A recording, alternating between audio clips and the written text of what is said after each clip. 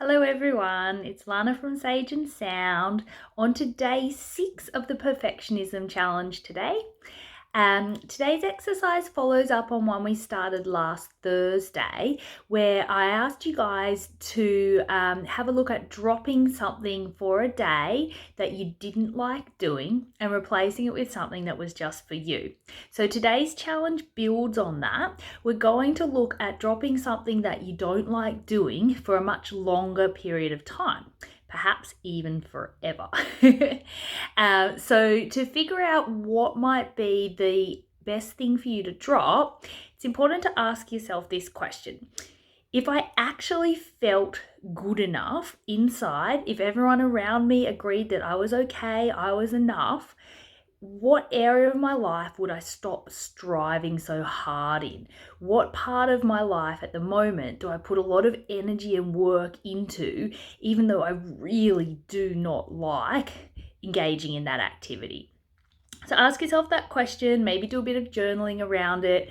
And when you've got an area of your life, then it's about committing to the process. So you need to stop doing the thing. And it doesn't mean stop doing it completely. It might be something like I spend couple of hours a day making sure my house always looks perfect. And so instead you drop your standards to the way you see your best friend's house look or the amount of work that your partner does. You don't let it go into complete chaos, but you just drop the standard so it feels manageable. So you don't feel like you hate it and it's such a grind and you have to do it, but you're able to engage in it with a more sort of light, gentle approach. So you pick your area, and then what we're going to do is we're just going to notice what happens over the next couple of weeks from having done this. So you'll need to keep a journal where you just note down what you're not doing each day. You can note in there as well how that makes you feel. For a lot of people, they're going to feel quite anxious and worried,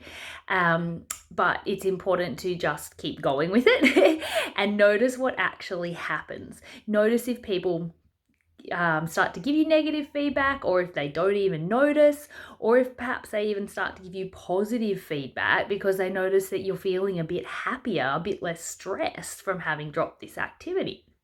So that's today's challenge. When we talked about this last Thursday, there's also that group of people who are such perfectionists that they won't even start tasks. They're so worried about failure. And for you guys, your task was to set a goal for yourself and to write down some steps that somebody else might take in terms of achieving that goal. So you're going to take that and run with it. I'm going to do this every day for the next couple of weeks.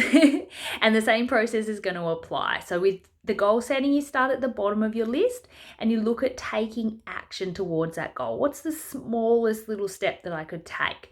And you write down when you've taken that step in a book or a journal. And you can also write down how you're feeling. So again, it's going to be similar kind of stuff. Fear of being rejected, feeling uncomfortable with actually taking the action, but keep going with it and keep taking steps and writing them down in your journal, and then notice how you're starting to feel after a little while. Because a little while of doing that, you're going to start moving towards your goal, and that might actually start feeling pretty good. In the same way as someone who's dropping a lot of stuff that's quite negative for them is going to start feeling good about doing that.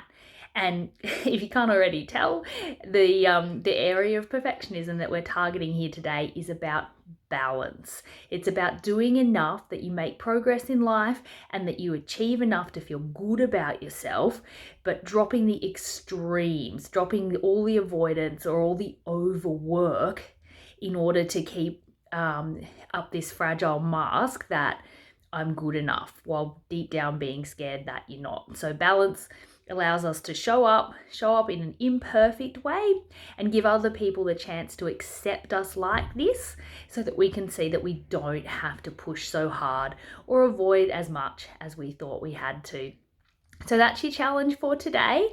Love to hear how you go with it. So feel free to send me an email at lana@sageandsound.com.au with your progress.